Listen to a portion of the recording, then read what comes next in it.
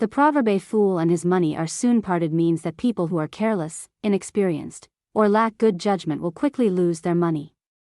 It warns that without wisdom or caution, a person can easily waste or be tricked out of their wealth. For example, someone who spends money on unnecessary things, falls for scams, or gambles without thinking is likely to lose what they have. The saying teaches the importance of being wise, responsible, and thoughtful when handling money.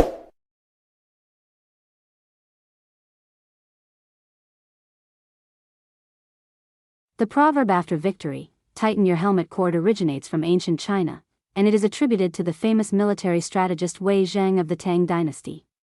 The saying comes from a military context and carries a powerful message about the importance of remaining cautious and disciplined even after achieving success. In ancient times, soldiers wore helmets fastened with cords. When victory seemed certain, some warriors would loosen their helmet cords to relax, but doing so too early could leave them vulnerable to sudden counterattacks.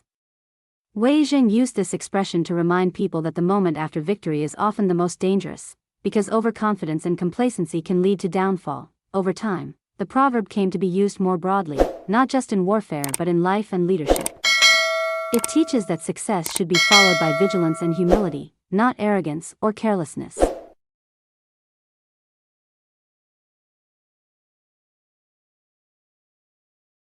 The proverb "a good listener is a silent flatterer" originated from Johann Georg Zimmermann, an 18th-century Swiss philosopher and physician. He observed that when someone listens attentively and quietly, it flatters the speaker without the need for words. This idea emerged during a time when polite conversation and social grace were highly valued in European society. The proverb reflects the belief that listening itself can be a subtle form of praise, as it makes others feel important and respected. Over time, it became a reminder that silence and attention often win more favor than spoken compliments.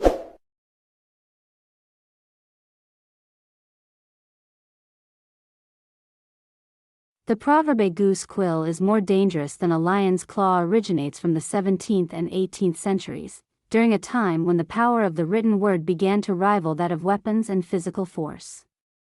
The goose quill refers to the quill pen made from a goose feather, which was the main writing instrument of the time.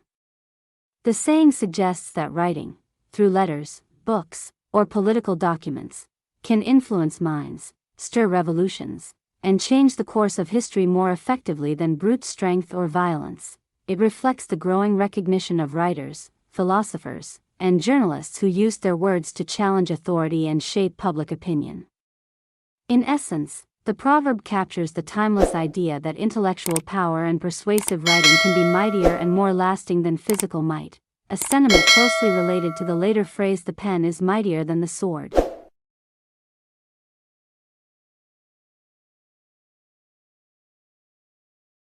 The proverb "a happy heart is better than a full purse" originates from old European wisdom that values emotional well-being and contentment over material wealth. It reflects a moral lesson found in many cultures, that true happiness comes from within, not from money or possessions. The phrase likely evolved during the 17th or 18th century, when proverbs about virtue and moderation were common in English and Scottish writings. Similar sentiments appear in early religious texts and folk sayings, such as those found in the Bible's Book of Proverbs and in Scottish and Irish folklore, which often emphasize that joy, peace of mind, and love are richer treasures than gold. In essence, this saying reminds people that wealth cannot buy happiness, and that a cheerful, content heart brings greater satisfaction than any amount of money in a purse.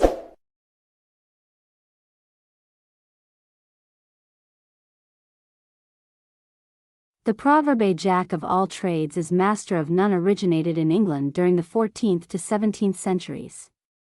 The word jack was commonly used as a term for a man or laborer of common skill. The phrase originally had a more neutral or even positive tone, describing someone who could do many different tasks competently.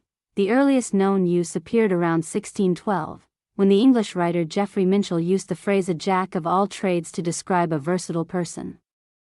Later, during the 18th century, the saying was extended with the negative ending "is master of none," turning it into a cautionary remark, implying that a person who tries to learn too many skills might not excel in any one of them.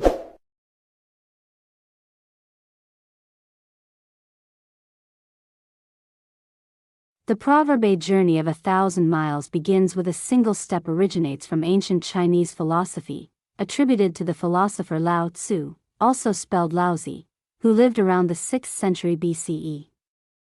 It appears in his famous work, the Tao Te Ching, a foundational text of Taoism. In the original Chinese, the phrase is written as Qian Li Ji Xing, Shi Yuzu Xia, which literally translates to "a journey of 1,000 li, a Chinese mile, begins beneath one's feet." The saying emphasizes the importance of taking the first step, no matter how daunting or long the path ahead may seem. Lao Tzu's message is both philosophical and practical. It teaches that great achievements and long processes always start with small, simple actions. Over time, the proverb has become a universal expression encouraging patience, persistence, and the courage to begin.